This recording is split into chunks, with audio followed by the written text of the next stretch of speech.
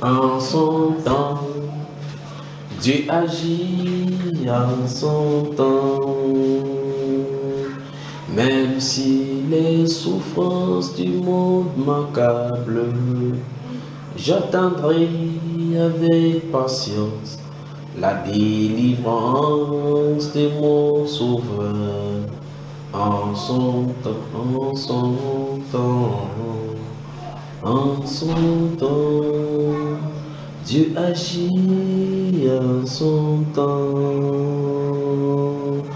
Même si les souffrances du monde m'accablent, j'attendrai avec patience la visitation de mon Sauveur. En son temps, en son temps, en son temps, Dieu agit en son temps. Si les souffrances du monde m'accablent, j'attendrai avec patience la délivrance de mon Sauveur. En son temps, en son temps, Dieu agit en son temps. Même si les souffrances du monde m'accablent, j'attendrai avec patience la délivrance de mon Sauveur. En son temps, en son temps, en son temps, ma soeur, Dieu agit en son temps. Même si les souffrances du monde m'accablent, j'attendrai avec patience la visitation de mon Sauveur. En son temps, en son temps, en son temps, Dieu agit en son temps. Même si les souffrances du monde m'accablent, j'attendrai avec patience la visitation de mon Sauveur. En son temps, en son temps, en son temps. Oh oui, mes frères, Dieu agit en son temps. Même si les souffrances du monde m'accablent, j'attendrai avec patience la délivrance de mon Sauveur. En son temps, en son temps, en son temps, oui ma soeur, Dieu agit en son temps. Même si les souffrances du monde m'accablent, j'attendrai avec patience la délivrance de mon Sauveur. En son temps, en son temps, en son temps, Dieu agit en son temps. Même si les souffrances du monde m'accablent, j'attendrai avec patience la délivrance de mon Sauveur. En son temps, en son temps, en son temps, Dieu agit en son temps. Même si les souffrances du monde m'accablent, j'attendrai avec patience la délivrance de mon Sauveur. En son temps, en son temps, en son temps, Dieu agit en son temps. Même si les souffrances du monde m'accablent, j'attendrai avec patience la délivrance de mon Sauveur. en son temps, en son temps, en son temps. Oh oui, mes frères, Dieu agit en son temps. Même si les souffrances du monde m'accablent, j'attendrai avec patience la délivrance de mon Sauveur. En son temps, en son temps, en son temps, Dieu agit en son temps. Même si les souffrances du monde m'accablent, j'attendrai avec patience la délivrance de mon Sauveur. En son temps. En effet, Seigneur, en qui d'autres irons-nous, alors que c'est toi qui es la solution pour tout ce que nous avons comme difficulté. Seigneur, bien plus tu disposes des difficultés dans nos vies pour te glorifier par elles. Mais très souvent, oh Dieu, les standards de la vie et les choses de la vie nous détournent au point de fait nous cherchons les solutions par nous-mêmes. Alors que nous, tu veux tout simplement qu'on ait confiance en toi. Qu'on prenne, oh Dieu, appui sur toi. Tu as dit dans ta parole que heureux ceux qui t'appuient sur toi et trouvent dans leur cœur des voies tout tracées. Seigneur, donne-nous de comprendre, oh Dieu, que les difficultés dans notre vie que tu as disposées ne sont pas là pour nous tuer, mais pour nous disposer à prier davantage, à presser davantage jusqu'à ce que tu ouvres les portes afin que ton nom soit glorifié. Seigneur, nous te remercions pour les difficultés dans nos vies. Nous te remercions, Père de gloire, pour les blocages dans nos vies. Tous ces blocages-là que tu as destinés pour ta gloire. Seigneur, je prie au Dieu de gloire que tu sanctifies nos cœurs, tu sanctifies mon cœur, tu sanctifies le cœur de mes frères et de mes soeurs qui m'écoutent, afin qu'ils comprennent au Dieu de gloire que tu es derrière chaque situation et tu les as ordonnés, préordonnés, Père de gloire, pour ta gloire. Donne-nous au Dieu de gloire de tout simplement rester en silence et comprendre que c'est dans ce silence-là que tu agis. Donne-nous de ne rien craindre, que même si, au Dieu de gloire, l'ennemi vient vers nous dans tous les chemins, il est écrit que l'Esprit de l'Éternel les mettra en fuite. Donne-nous d'avoir confiance, d'avoir la sérénité. Au nom du Seigneur Jésus-Christ de Nazareth. Amen. Exode 14. Exode chapitre 14. Que Dieu vous bénisse. Merci encore une fois de plus pour cette autre soirée ici dans votre maison, merveilleuse maison, ici à Douala, à Yaoundé, au Dja. Amen. Amen.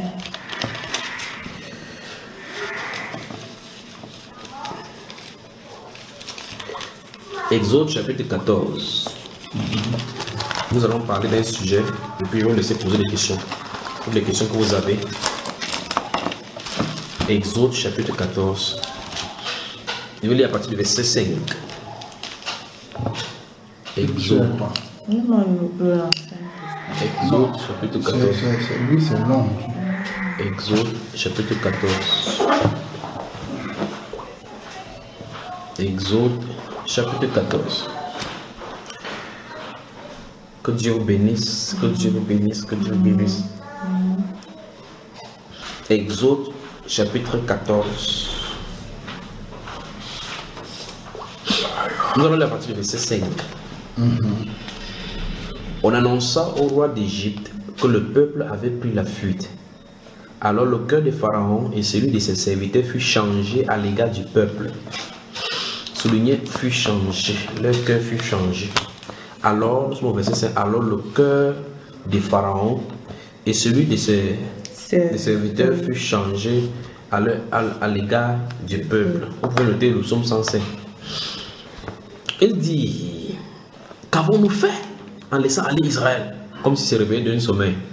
On notait le psaume 105 en parallèle. Il dit, en laissant aller Israël dont nous n'aurons plus les services. Et Pharaon attela son char et il prit son peuple avec lui. Il prit 600 chars d'élite et tous les chars de l'Égypte. Il y avait sur tous des combattants. L'Éternel endurcit le cœur de Pharaon, roi d'Égypte. Soulignez cela. L'Éternel endurcit le cœur de Pharaon, roi d'Égypte. Et Pharaon poursuivit les enfants d'Israël. Les enfants d'Israël étaient sortis la main levée, donc sans défense. La Bible déclare que c'est Dieu qui a endurci le cœur de Pharaon pour qu'il attaque Israël. Et Israël est son peuple. Donc Dieu contrôle l'ennemi. Dieu contrôle les ennemis de nos vies. Il leur fixe des limites. En fait, c'est pour sa gloire. Et Dieu met des temps que son peuple croit qu'il n'est pas en sécurité. On dit Israël est sorti les mains levées. Mais ceux-ci sont allés avec des chars, donc des combattants d'élite. Quand on dit des élites, c'est comme pour le cas du Cameroun, les billes. Vous savez, les billes qui sont allés combattre les gens qui n'ont pas d'armes. Mais Dieu, la Bible déclare que c'est l'Éternel, verset 8, que c'est l'Éternel qui a endurci le cœur de Pharaon, roi d'Égypte. Et Pharaon poursuivit les enfants d'Israël. Donc Dieu voulait montrer quelque chose. Les enfants d'Israël, les chars de Pharaon, je crois que je disais, les chars de Pharaon, ses cavaliers et son armée les atteignaient campés près de la mer vers Pi Hahiroth, vis-à-vis de Baal-Tsephon. Pharaon approchait. On dit Pharaon approchait, point. Les enfants d'Israël levaient les yeux et voici, les Égyptiens étaient en marche derrière eux. Donc comme c'est dans les routes du désert, ils voyaient la poussière, un peuple qui venait derrière eux. Écoutez très bon. Et les enfants d'Israël eurent une grande frayeur et crièrent à l'Éternel. Par réflexe, ils crient à l'Éternel, un Dieu qui ne voit pas. Il dit à Moïse, n'y a-t-il pas des sépulcres en Égypte, sans qu'il fût besoin de nous mener mourir au désert? Que nous as-tu fait en nous faisant sortir d'Égypte? N'est-ce pas là ce que nous te disions en Égypte? Laisse-nous servir les Égyptiens, car nous aimons mieux servir les Égyptiens que de mourir au désert. Moïse répondit au peuple, ne craignez rien. Ça, il faut que vous lisez la Bible, je vais commenter un instant. Le verset 13. Ne craignez rien. Restez en place et regardez la délivrance que l'Éternel va vous accorder en ce jour. Car les Égyptiens que vous voyez aujourd'hui, vous ne les verrez plus jamais. Il y a de quoi prêcher maintenant 5 heures de temps avec ces paroles. Les Égyptiens que vous voyez aujourd'hui, restez en place. On va mettre les jalons petit à petit avant de finir. 1. La première remarque, c'est que 1. Le peuple de Dieu se trouve sous la domination du peuple qui n'est pas de Dieu. Donc on a toujours comme impression que ceux qui servent Dieu sont opprimés par ceux qui ne le servent pas. Et bien plus, on est obligé, c'est comme si on les lèche même souvent les bottes pour pouvoir avoir de quoi manger. Bien plus, c'est comme s'ils nous dominent sur nous où nous sommes les esclaves. Mais Dieu contrôle toutes ces situations parce que cette situation a été arrangée par lui plusieurs années plus tôt, sur Abraham dans Genèse chapitre 15, où il a dit: sèche ta descendance, ta postérité sera esclave dans un pays. Donc c'est préparé par lui. Tous les événements sont préparés par lui. Le libérateur est préparé par lui. L'endurcissement est préparé par lui. Maintenant, deuxième jalon, c'est que quand les Israélites sont sortis, la réalité, regardez bien ce mot, la réalité était en face de les voilà qui arrivent. C'est ici dans le peuple de la foi. Ils se tournent derrière eux, ils voient tout un peuple en train de venir et ils connaissent ce que veut dire les Égyptiens. Ils savaient que lorsque tu désobéissais, lorsque tu faisais, quand ils étaient dans l'esclavage, comment le Dieu là-bas était. Maintenant, s'ils les prennent pour les faire revenir là-bas, ça veut dire qu'ils vont multiplier encore la souffrance à des centaines de mains. Alors qu'est-ce qu'ils font? Ils demandent à Moïse qu'on t'avait dit qu'on aurait mieux aimer le maltraitage qui était là-bas que de souffrir ici dans le désert. Donc, il y a la réalité que les Égyptiens sont derrière eux. Ils n'ont pas de système de défense. Ils savent que là, il n'y a point de secours, ils ne peuvent pas bagarrer contre eux. Parce que ce sont les hommes de l'île, les gens qui sont formés, ils ont les armes, ceux-ci n'en ont pas. Maintenant, Moïse, et nous voyons une autre position de Moïse. Moïse voit et les Juifs, et les Israélites, et les Égyptiens qui sont en train d'arriver, mais il voit maintenant la vérité qui est dans l'autre rideau que les gens physiques ne voient pas. Amen. Ils voient l'autre réalité, l'autre style de réalité qu'on appelle la vérité révélée, qui se trouve de l'autre rideau qu'on ne voit pas physiquement. Parce que si ceux-ci voient la vérité physiquement, ils n'auraient pas à crier comme ça. Parce qu'ils voient ce qui est palpable, ce qui est dans la matière, ce qui est dans la chair, ce qui est dans la dimension de la chair. Or, ils oublient que c'est la dimension spirituelle qui contrôle la dimension charnelle. Alors Moïse répondit au peuple, verset 13, ne craignez rien. Ce mot ne craignez rien, chaque fois quand c'est mentionné dans la Bible, il y a une situation à craindre. Ne craignez rien veut dire, souviens-toi qu'il y a quelqu'un dans l'invisible qui travaille ces choses-là. Souviens-toi que tu as quelqu'un d'invisible qui est au-dessus de ces problèmes. Ça veut dire que n'aie pas de regard fixé sur le problème, mais fixe-toi sur celui qui peut contrôler ce problème. C'est ça qu'il dit, ne craignez rien. Dans Josué chapitre 1, versets 5 et 6 et jusqu'à 8, il va dire à Josué, ne t'ai-je pas dit, fortifie-toi et prends courage, ne crains rien, je serai avec toi. Mais regarde les murs qu'il a dû avoir affrontés. Josué a livré le combat plus que tous les autres qui étaient avant lui. Il faut livrer le combat à Jéricho. Il faut faire tomber les murs de Jéricho. Il faut aller tuer les gens, les Philistins. Il faut lutter contre le Gabonites, ainsi de suite. Il faut lutter contre les gens de Gilgal. Il a failli lutter tout cela. Mais Dieu lui dit, fortifie-toi et prends courage. C'est pour lui dire qu'il y a des combats devant toi qui te préparent. Attends-toi. Quand Dieu dit fortifie-toi, prends courage. C'est parce que tu as besoin de la détermination. Tu as besoin du courage, tu as besoin d'une force divine pour avancer. Quand il dit ne crains rien, Dieu veut dire ne crains rien pour Dieu. Ça veut dire il y aura des difficultés. Mais sache que je suis avec toi dans cette difficulté. Tu n'es pas seul.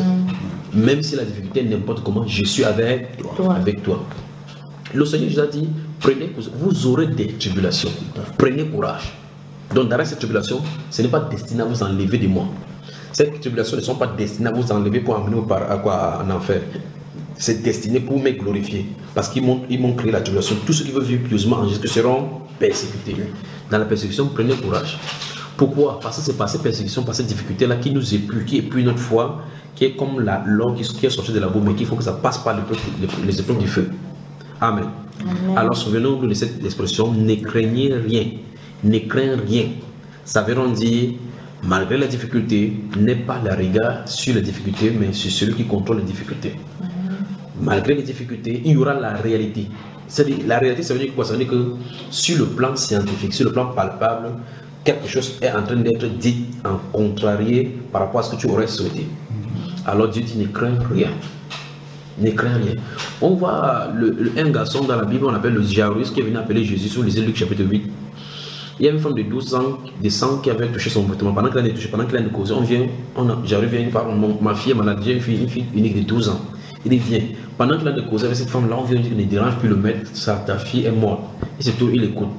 Il dit ne crains pas, crois seulement et elle vivra. On dit qu'elle est morte. La réalité est là. Il y a une réalité. Elle est morte. Mais il lui dit ne crains pas, ta fille vivra. Il vivra. Quand il est allé à la maison, il dit ne crains rien. Elle va vivre. Et il est allé à la maison, les flûtes sont arrivées pour accompagner son âme. Et les joueurs des flûtes pour accompagner son âme dans l'au-delà. Il dit que tout le monde sort, tout le monde sort. Il a dit que ne vous inquiétez pas, l'enfant dort. Les gens déposent la flûte, rient jusqu'à se lever le pied. Il dit que celui-ci, il sort du désert. C'est sûr que le soleil l'a menacé le cerveau. Mais il savait de quoi il allait parler. Parce que l'être humain ne voit pas au-delà de la chair. Vous voyez? Alors, une fois de plus, je suis de présenter ces événements pour montrer que non, sur le plan humain, il y a la difficulté. Pas que il ne faut pas faire la confession de la foi telle que on dit que tu fermes les yeux, tu fermes la difficulté. Ça, c'est la politique de l'autruche. Tu fermes les yeux, tu as la difficulté devant toi, tu fermes les yeux, tu dis que je ne crois pas à la difficulté, tu manques ton corps, tu vas ouvrir, tu vas voir la difficulté.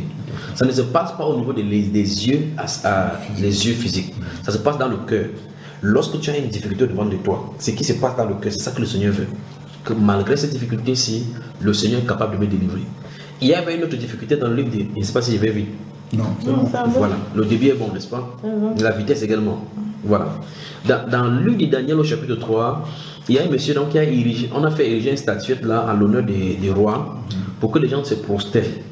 Et on a dit qu'il y a trois là, Abednego, Shadrach et Meshach, qui ne veulent pas se prosterner. On a amené devant le roi. On a dit que ce sont des gens qui travaillent à ta cour. Tu leur fais confiance. Ce sont des gens des autres nations, mais ils travaillent pour toi. Ils ne veulent pas servir tes dieux. Il dit quoi? Amenez-les ici. À droite se trouvaient les accusateurs. À gauche se trouvait le feu. Et devant eux se trouvait le roi. Ils se sont tenus là. Il y a la difficulté. La réalité était là. Ils sont dans le territoire étranger. Celui-ci a le droit de vie et de mort sur eux.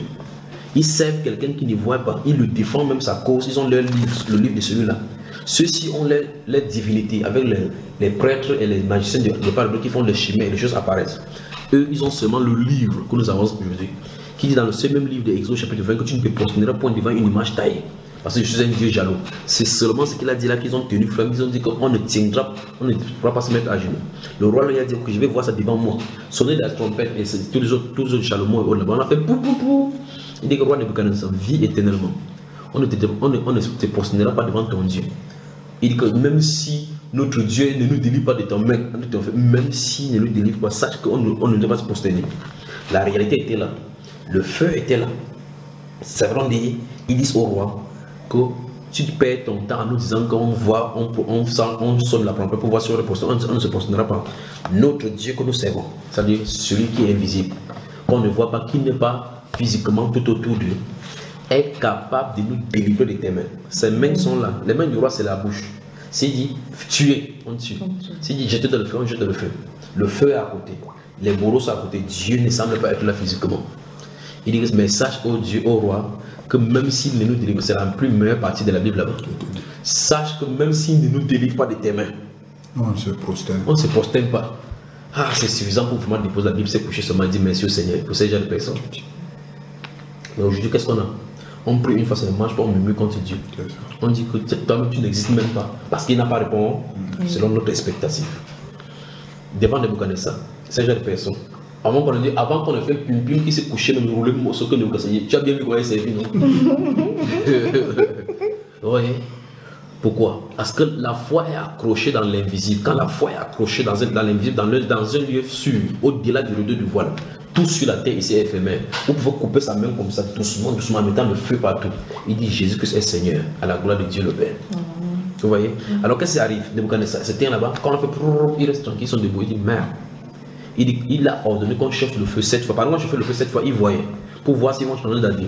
Les gars bougeaient les pieds comme ça, que fini, chauffer ton feu. La Bible déclare qu'on les a liés avec leurs caleçons. Le feu était tellement, comme la colère du roi était tellement sévère, ceux qui portaient pour jeter dans le feu les a brûlés. Ils sont tombés au milieu du feu. Poum! Ils sont tombés là-bas. Et quand ils restent sur la chaise, il va voir comment ils vont sortir là-bas, que votre Dieu vous délivre. Après, il s'est incliné dans le feu, il se pose la question, n'avons-nous pas jeté 3 personnes dedans? Il dit oui. Il dit moi j'en vois 4. Tu peux crier frère. J'en vois 4. Où est-ce que le 4e est sorti? C'est le Dieu qui répond par le feu. Il peut faire brûler par le feu, il peut être dans le feu, ça ne consomme pas. Alors il les attendait où? Dans le feu. Alors il dit si tu traverses le feu, je serai avec toi. N'a-t-il pas que dans Ésaïe 43, verset 1 à 60, tu traverses dans les eaux comme l'apôtre Pierre, je serai avec toi, il se mesure au point. Il a dit les paroles, il a donné les exemples dans la Bible pour que ça soit digne de confiance. Nous voyons Nebuchadnezzar qui en voyageant dans le feu, il était avec le feu avec eux. Il n'a pas attendu qu'on les porte, comme ça, annoncer, il éteigne le feu. Non, non, non, tu as quand même atterri dans le feu. Mais là, tu l'as trouvé là-bas, il t'a trouvé. Amen. L'apôtre Pierre est entré dans le moment de feu. Comment il s'appelle? Jonas est entré dans l'eau aux profondeurs. Ils étaient ensemble. Jésus nous a montré qu'il est digne de confiance. Sa parole est digne de... Donc quand il dit ne craignez pas, ne craignez rien, ça suppose qu'il y a une situation à craindre. Ne promène pas des regards inquiets. Il veut dire que les circonstances n'aient pas d'emprise sur toi. Que ça ne paralyse pas ta prière. Que ne te concentre pas sur les circonstances pour orienter ta prière. Ne les suis pas les circonstances parce que ça va te distraire. C'est pour ça que la foi doit être ancrée en Christ, pas la foi dans la solution de nos problèmes. La foi doit être ancrée en Christ, pas dans la foi dans la solution de nos problèmes. C'est-à-dire que si d'autres choses, je vais croire, je sais maintenant que j'ai la foi. Non, on a la foi en lui. Et lui, il fait ce qu'il veut pour nous. D'abord la foi en lui, puis il honore notre foi. On n'a pas la foi en ce qu'il a fait pour nous. On a la foi en lui. C'est pas la foi dans le nom du Seigneur Jésus que son nom a raffermi cet homme que vous voyez. Vous voyez, c'est pas la foi dans la guérison, la foi en lui. Quand la foi est agréable, quand on est ancré en lui sur son essence coule en nous. Son essence en retour, il donne dans la Bible déclare qu'il est le rémunérateur de ceux qui le cherchent. Mais il faut qu'on s'approche de lui avec foi. Amen. Alors ne crains rien est vraiment, vraiment costaud et musclé. Moïse répondit au peuple, ne craignez rien. Regardez, imaginez un peu le scénario. Les Égyptiens de venir là-bas à tue-tête. Ils s'approchent à quelques mètres. Mais quelqu'un se tient là avec son petit bâton. Devant toute une armée de tout un pays. Le pays le plus puissant du monde comme les États-Unis. Imaginez, les États-Unis en train de venir avec les avions bombardiers et tous les missiles sol-air. Il y a au Cameroun un mec qui se tient là-bas que les hélicoptères que vous voyez en haut là-bas, les djihadistes, ne craignez rien. C'est que la première personne qu'on va taper sur la terre ici, c'est lui. Parce qu'on va dire que jamais les gens comme Saddam Hussein sont opposés, on les a tués. Kadhafi s'est opposé, on l'a tué. Toi là, tu sors d'où? Parce que jamais on ne pourrait pas voir qu'un puissant est vaincu sans les armes. Mais Dieu n'a pas de combat conventionnel. Il ne respecte pas les traités de Lisbonne et les traités de Genève. Non. Il a ses armes à lui. Les armes avec lesquelles nous combattons ne sont pas charnelles. Amen. Elles sont puissantes par la vertu de Dieu. Il dit qu'on renverse toutes ces choses-là. Amen. Alors, Moïse se tient là, il dit ne craignez rien. Je me que vous tenez du côté de Moïse. Si vous tenez du côté de Moïse, toute difficulté pour vous est une solution pour glorifier le Seigneur. Amen. Si vous tenez du côté du peuple, chaque fois vous allez seulement être obligé d'insulter Moïse. Parce qu'il va faire toujours des choses qui sont contraires à vos attentes. Parce qu'il faut attendre Dieu agir. Il faut espérer en Dieu. Dieu a pris toute cette personne-ci, tous ces peuples, ces grands-papa et enfants des nourrissons, les mettre dans les difficultés pour que leur vie les serve d'exemple pour nous. Eux, quand ils vivaient cela, ils n'avaient pas une autre vie exemple qui les servait d'exemple. C'est eux qui étaient les écritures de la Bible. C'est couché dans la Bible maintenant pour que nous, qui sommes parvenus au temps de la fin, nous puissions y trouver des réconforts. Que comme Dieu agit avec eux, il agira toujours parce qu'il n'a pas changé. Et par conséquent, nous n'avons pas d'excuse que de ne pas croire au Seigneur. Nous n'avons pas d'excuse parce qu'il y a beaucoup de preuves. Il y a assez de preuves pour croire en Dieu. Il y a assez de preuves dans les Saintes Écritures pour montrer que notre Seigneur est digne de confiance. Il y a assez de preuves dans l'Écriture pour montrer que si tu as un doute, c'est que notre doute doit être douté. Il y a assez de preuves pour montrer que si nous vraiment je doute de Dieu, c'est que toi tu dois douter de mon doute. Parce que je sais que franchement je ne suis pas normal. Parce qu'il y a assez de preuves ici écrites pour montrer que Dieu a fait des choses, ces grandes choses.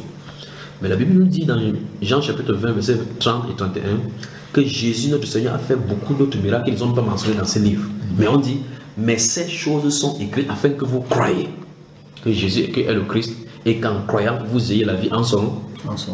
Donc voilà pourquoi ce n'est pas écrit. Ces choses leur sont arrivées, ceci, pour nous servir d'exemple. Et elles ont été écrites pour notre instruction. C'est ce qui est écrit. Donc leur vie était des écritures pour nous. Alors quand il dit ne craignez rien, restez en place, que restez tel que vous êtes. Moïse compte sur quoi? Moïse compte sur quoi? Il dit restez sur place et regardez. Pourquoi? Parce que l'armée céleste était déjà en position. Il savait ce qui arriverait. Amen. Amen. La même chose arrivait avec Géasi et Élisée. Vous vous souvenez quand l'armée syrienne devait venir camper pour prendre à la Dothan, là-bas, le frère Élisée. Il a dit que Géasi a dit qu'on est fichu. Que le genre des ministères, je vais te dire des ministères de dénoncer les choses des gens, c'est pas pour de dire des choses, des secrets des gens. Voilà, ça maintenant pour nous est fini maintenant. Le ministère s'arrête ici. Il a commencé à donner toujours des déclarations. En fait, de toute façon, on vient ici. C'est même pas moi le visionnaire. Le pasteur là-bas, le frère Julien là-bas. C'est lui qui a parlé. C'est lui qui parle. Il voulait le fuir. Le Seigneur dit ouvre, le prophète a prié, oh Seigneur, ouvre les yeux. Frère, la Bible déclare, lorsque le Seigneur lui a ouvert les yeux, elle a vu la montagne remplie de chars. Amen. Donc quand leur physique faisait place à leur spirituel, ils voyaient ce qu'Élisée voyait. Donc ils pouvaient donc comprendre maintenant d'où vient sa confiance. La confiance vient du fait qu'ils voient dans l'invisible ce que les autres œils normaux ne voient pas. Donc il faut dire, Seigneur, ouvre mes yeux spirituels pour que je contemple la protection sur laquelle je suis. Quand on voit la protection sur laquelle on ne craint rien. L'ennemi va venir là-bas, bavader. Pourquoi quand un chien vient vers toi, il fait ouh, il ne s'approche pas de toi. Pourquoi il fait ouh, seulement il reste à distance? Si peut-être moi, pourquoi il ne vient pas te mordre? C'est parce qu'il sait qu'il y a quelque chose en toi qui le bloque. Si Satan pouvait te tuer, pourquoi il ne te tue pas depuis? Tu as à quoi pour te protéger de lui? Puisqu'il peut traverser le mur ici, manger sur ton lit, traverser, aller dans n'importe quel endroit, frapper le mur sort, il fait souffler, le mur tombe. Pourquoi il ne le fait pas? Parce qu'il ne peut pas agir tant que ton père ne lui a pas donné le droit. Vous voyez? La Bible déclare que c'est Dieu qui a endurci Pharaon. Donc les décisions qui sont prises, quand on dit Pharaon a pris toute ton armée, Pharaon ne dit pas prendre ton armée. On passe les armées en revue. On fait les appels, les communiqués de presse pour que les chefs des généraux se réunissent, pour qu'on voit les tactiques de guerre, pour pouvoir faire toutes ces choses-là. Comme on a fait avec Boko Haram.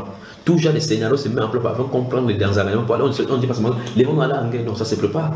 C'est pas quelque chose d'un jour. Alors quand c'est le maître pour aller faire toutes les tables, tous les généraux, les conseils qui vont se mettre là-bas pour faire le plan des tactiques de poursuite. Leur cœur est endurci. La Bible déclare que c'est le Seigneur qui a endurci leur cœur pour qu'il poursuive son peuple. Il veut que vous voyez. Alors il pousse ce peuple-ci à poursuivre son peuple à lui. Il ne dit rien à ce peuple-ci, mais il met la force. La force physique se trouve du côté de l'ennemi. Mais il veut que son peuple compte sur la force invisible. Nous avons la force invisible disposée pour nous. Qu'est-ce qu'il faut faire? Ça se déploie dans nos vies par la foi dans le Seigneur.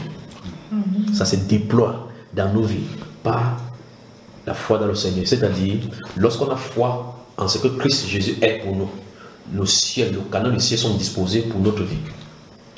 C'est un peu comme on plonge un tuyau dans un cours d'eau pour que ça prenne l'eau et dans le tuyau et couler dans le champ pour irriguer ce champ-là.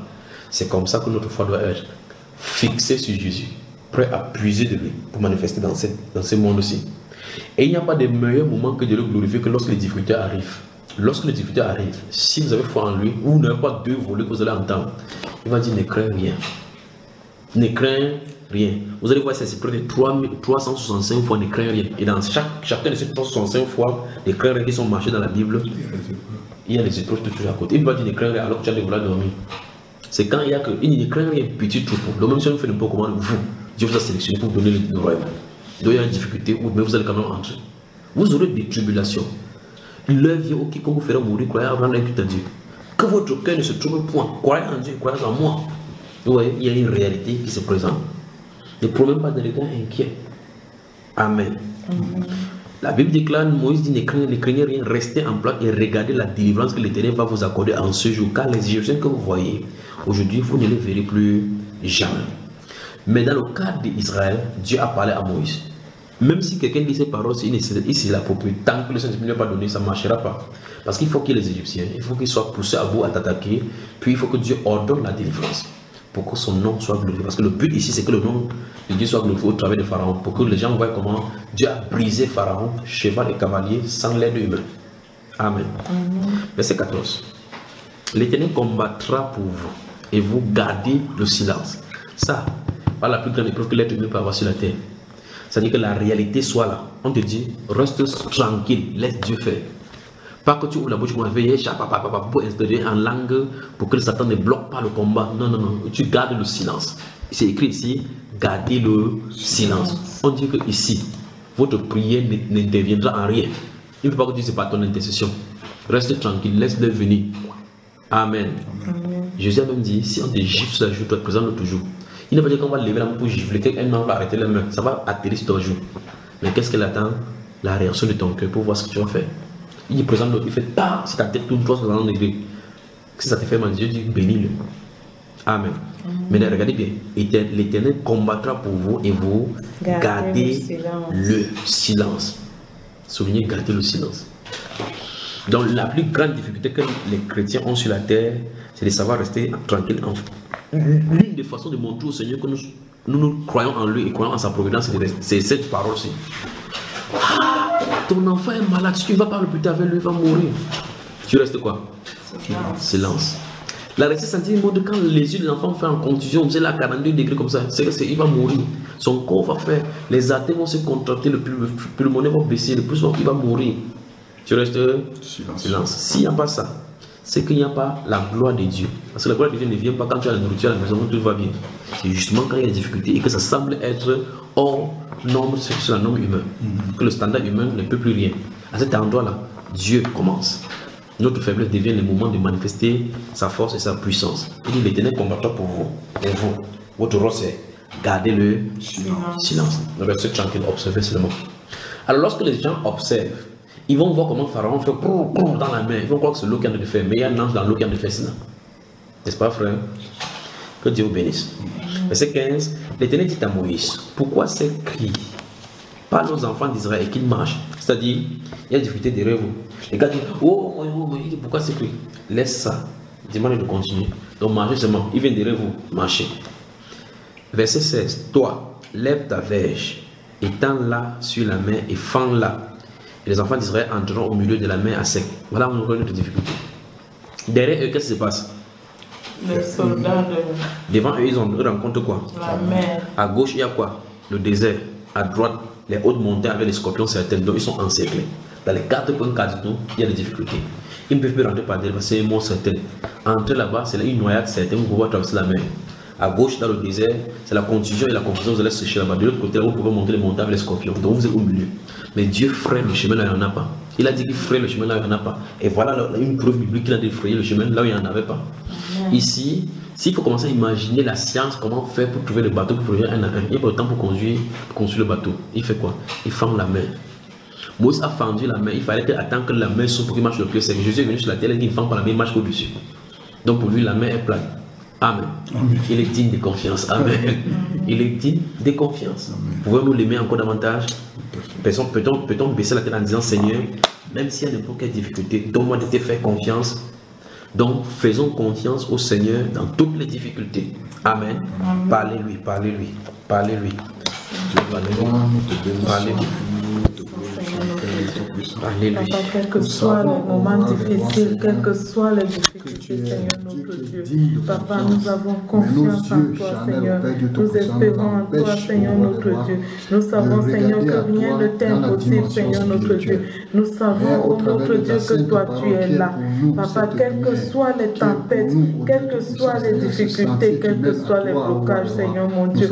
Papa, nous savons que toi seul, Seigneur, tu es digne. Toi seul, tu es capable, Seigneur, de faire ce qui est impossible à tout homme. Tu es capable, Seigneur, de faire ce qui dépasse les médecins. Tu es capable de faire, Seigneur, ce qui dépasse la science, ce qui dépasse tout, les hommes peuvent faire. Oh mon Dieu, tu es le Dieu qui est au-dessus de toute cette situation, Seigneur, mon Dieu. Papa, te bénissons, Seigneur. Précieux nom de Jésus. Amen. Amen. Avez-vous compris ceci? Avez-vous compris maintenant ce que le Seigneur vous a dit? Que vous devez garder le silence et observer ce qu'il va faire. Le silence doit être observé. C'est-à-dire que silence à l'intérieur, silence à l'extérieur. Silence, gardez-le et voyez ce que le Seigneur va faire. Ce qu'il dit égyptien, c'est-à-dire que cette difficulté, ce blocage que tu observes là, Dieu veut résoudre ça tant que tu te calmes. Parce qu'en réalité, vous avez fait du bruit d'une façon ou d'une autre. Vous avez essayé par les bras de la chaise, ça n'a pas marché. Ça veut dire qu'il est temps de rester tranquille. Reste tranquille. Dites-vous seulement que Seigneur maintenant, et que ce soit désormais votre prière. Seigneur, nous sommes tranquilles. Nous nous attendons à toi. Toi-même, fais ce que tu as à faire. Amen. Que Dieu vous bénisse.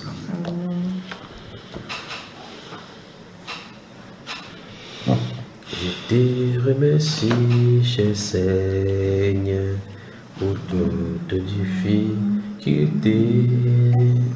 car par le moyen j'ai appris à plier ma volonté. Amen. La grâce entre en scène. Voilà. Les questions, frère. Avec ces gens, des choses qu'on voit, il n'y a plus de questions normalement dans ce domaine-là. Faites confiance, Dieu va vous surprendre. Vous allez savoir que Jésus est vivant. Alléluia.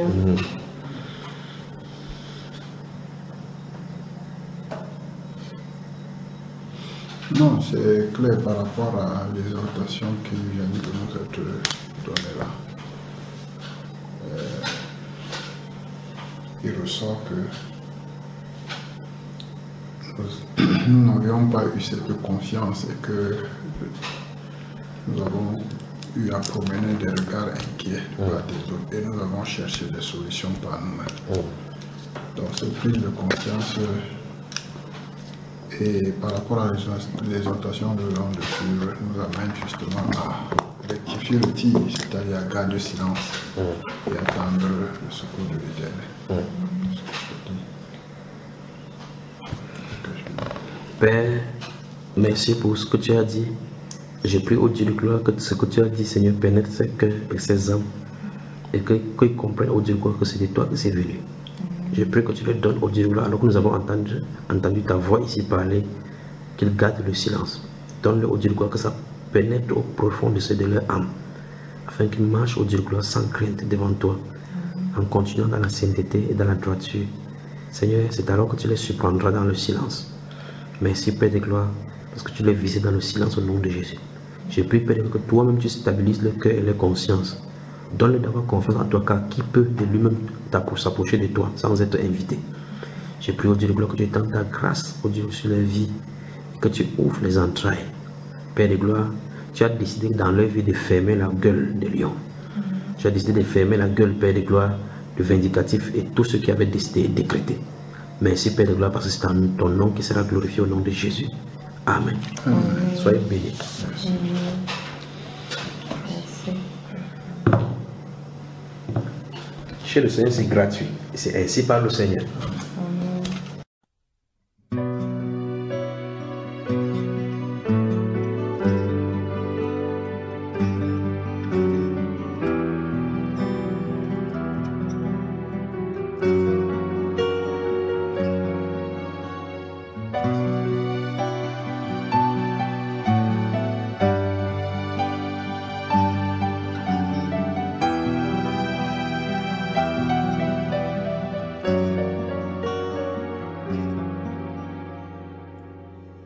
Un seul mot de mon Dieu et tout devient possible.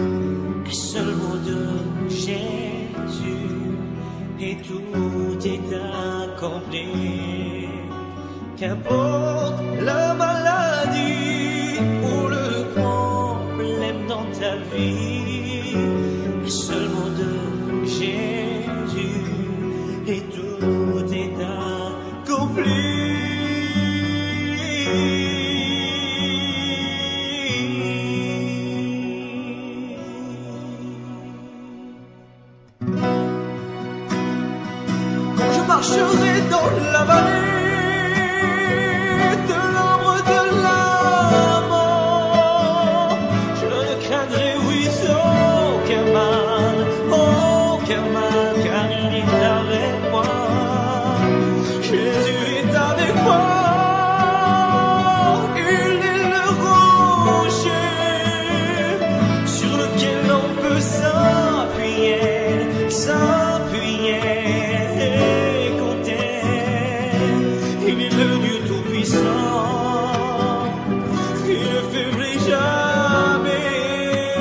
force nous est donnée.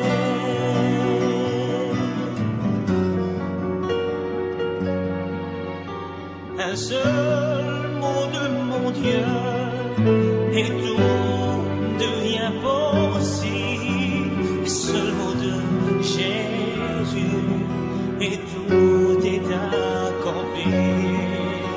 Qu'importe la maladie ou le problème dans ta vie, un seul mot de Jésus et tout est accompli.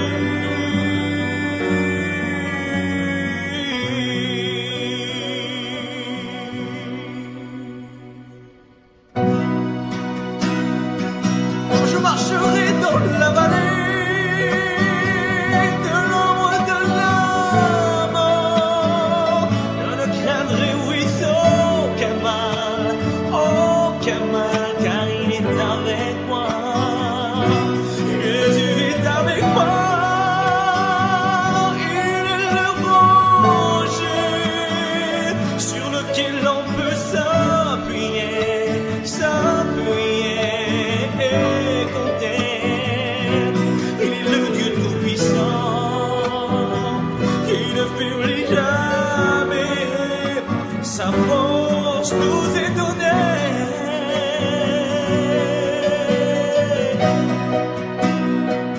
Tu marcheras dans la vallée de l'ombre de la mort. Tu ne craindras, oui, aucun mal, car il est avec toi. Jésus est avec toi. Il est le rocher sur lequel tu peux t'appuyer et compter. Il est le Dieu Tout-Puissant qui ne faiblit jamais. Sa force nous est donnée. Sa force nous est donnée.